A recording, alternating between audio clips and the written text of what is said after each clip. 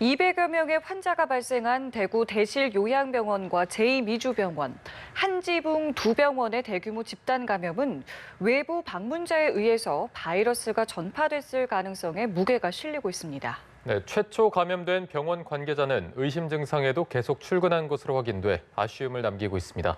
정지훈 기자입니다. 같은 건물에 입주해 있는 대구 대실요양병원과 제2미주병원입니다. 지금까지 두 병원에서 228명의 코로나19 확진자가 나왔습니다.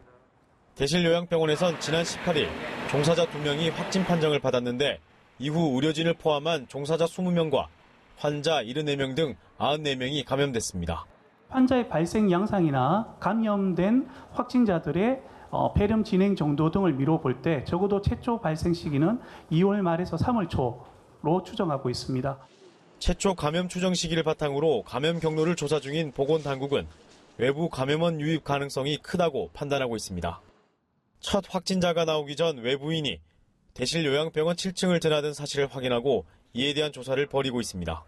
그 대실요양병원에 계속해서 드나들었던 저희가 정황을 파악했고 이분들이 어떤 분들과 접촉했는지 몇 월 며칠 몇 번을 통해서 저희가 대실요양병원에 드나들었는지 저희가 확인하고 있습니다. 감염 경로에 대한 실마리는 풀려가고 있지만 이 과정에서 최초 감염된 의료진의 대처는 아쉬움으로 남습니다. 대실요양병원 최초 확진자인 직원은 지난 2일 첫 의심 증상을 느꼈지만 격리나 스스로 업무 배제 등 조치를 취하지 않았던 것으로 확인됐습니다. 결과는 90여 명 집단 감염이었습니다. 요양병원 집단 감염 이후 엘리베이터를 함께 사용하던 제2미주병원에서도 환자가 속출하면서 지금까지 134명의 확진자가 나왔습니다.